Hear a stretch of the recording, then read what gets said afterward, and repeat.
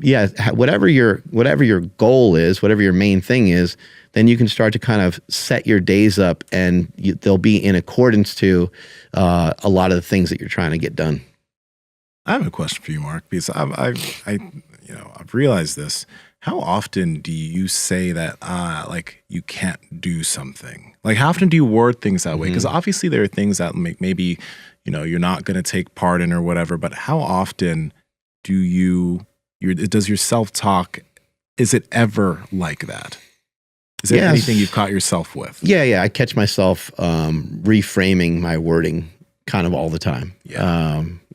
Even saying all the time. Like, I try not to talk in absolutes, but it still slips out here and there. I do my best with it, because saying that you can't do something is just really limiting. Like, and it's usually not true. Somebody says, like, somebody listening right now, they might think this is true of themselves. I can't lose weight if I'm eating carbs. And it's like, well, I'm sure there's like there's a special person out there for any and all kinds of things. However, most diets that I've ever seen that will take your energy down a little bit, the energy that you consume, and it encourages you to have a little bit more energy out, they almost always have a net result of you like losing weight. So I try my best to like nix certain words, but even the word try is something that I've tried to eliminate, because I just think about doing more so. Yeah. But certain words are very difficult. I'll give you an example. Should, would, and could are also things that I try to use sparingly, because I believe those are acts of like forcefulness. Those are acts of kind of like coercion. And like, if I'm telling you shit that you should be doing, it's like, it's not a great communicate. It's not as good as the communication of me explaining something to you and saying, hey, do you think that would be like a good idea for you to do that?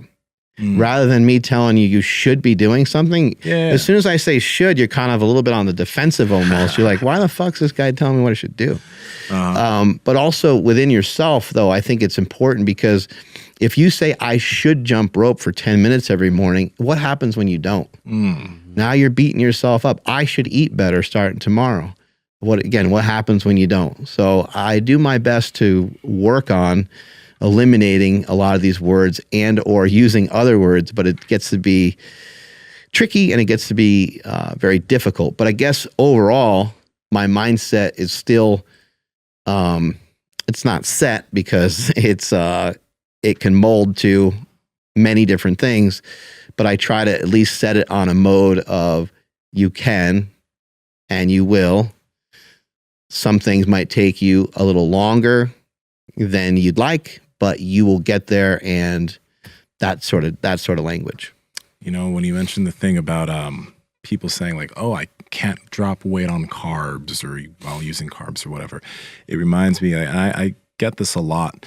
Whenever, if I'm ever eating something that's suspect to people in fitness, like there's day I brought some Panda Express with some orange chicken in here, and I remember somebody was like, you can do that because you're you, right? Or you, and I get that a lot when I'm like eating certain things here and there, but I'm just like, no. Number one, I fast quite a bit, so this is totally going to be within my range. Number two, I burn a lot of calories, so this literally means nothing. Like, it means nothing in the grand scheme of what I'm eating during the day. And it also makes me realize, because sometimes when I pay attention to how some of those people eat, they eat in very limited ways, right? And very restricted type of diets. And they're like, you're acting and you believe like that you cannot eat certain things, or that you cannot perform while eating certain things. So you will not be able to, right? Because you already believe that this special person is able to do this because they're special. I could never eat like you. I'd never be in the same shape. Right? And it's like, well, if you did all the other things, then maybe you wouldn't be in the same shape, but you'd probably be in better shape than you are now. Pat Brouch family, how's it going? I know that we have been talking about being less fat, but at the end of the day, we love to eat, and we like the food we eat to taste good. That's why we partnered with Legendary Tasty Pastries. As I speak to you with a full mouth, these have 20 grams of protein and 5 grams of net carbs per serving. This is the blueberry. This is one of my favorite. Hot fudge is not on the table, but it's also one of my favorite. But they have tons of different flavors. So on any diet you're trying to do, you can fit this into your diet without going off plan. But big old butt. 3 butts. It's not nearly as bad as like Oreos. It's actually not bad at all. No, it's not bad at all. It's not bad at all. So seriously, if you guys haven't gone down the rabbit hole of the Legendary Tasty Pastries, you fucking I love doing this because I get an excuse to eat on mic. You have to. Andrew, how can they get it? Yeah, the thing is, it's like you'll nail each take perfectly, but you'll purposely mess up so you can keep eating more tasty pastries. Dude. No, but seriously, guys, 180 calories for 20 grams of protein. I dare you to find another protein snack that tastes this good and has macros as good as that. You guys got to head over to eatlegendary.com and at checkout, enter promo code PowerProject to save 20% off. Again, eatlegendary.com. Links to them down in the description as well as the podcast show notes. Yeah, buddy. And this falls right in line with like people that are doing well on YouTube, people that are making a lot of money. Shit, I could never do that because that person speaks so well. Or I could never do that because they have that great camera. I could never do that because whatever. Right? That you're literally already putting yourself in a place that you can't do it. That's why I'm very, because of my mom, because a lot of stuff here, I'm very careful with the way I say things about myself and the way I put things forward. Because I know that if I see someone doing something dope and I'm like, I can't do that, I can't. I really won't be able to because I've already stamped that out, right? You got to look at a lot of things that other people are doing and don't say you can't do it. Maybe be like, oh, okay, that's not for me right now, but I know how I could do this. Or, oh, that's definitely cool. How are they doing that? Change that because that's a big deal. Yeah, I do my best with it. And even saying things like saying that something's going to be like really hard. You know, again, I try to, rather than use that word, maybe I'll say challenge. Like that might be challenging. Like that's going to be a challenge for me. To me, that has a little bit more positive. Like it means that because I'm aware of the difficulty of it, I'm going to do my best to like work my way through it or learn enough about it to where I can come out the other end better. But yeah, reinterpretation has been like super critical for me. I really think about people's language and how they word things and how they say things, all the way to the point where I've had a lot of people mention to me like these family situations that pop up. And, you know, it's usually them and somebody else that they have an issue with.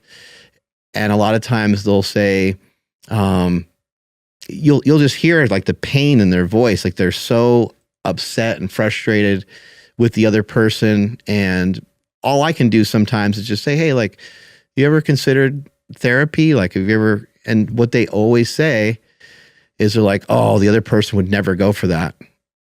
And so even that kind of language is like, well, I don't know if you presented it to them. I don't know if you had a conversation with them. And I don't know if you chose to have the conversation at an appropriate time, not when you're like fighting or whatever. But also, when I mentioned therapy, why did you automatically assume that I meant that both of you need to go? I was just talking to you specifically. So then people get defensive though, and they're like, well, you know, why would I go? And it's like, well, okay, now that you said it that way, you're probably going to miss the point, you know, because I'm not a professional therapist, but there are people that have knowledge. So when you start to say can't, and you start to say things that are super limiting, you have to just recognize there's people out there that have dealt with these things before. There's people that think about these things.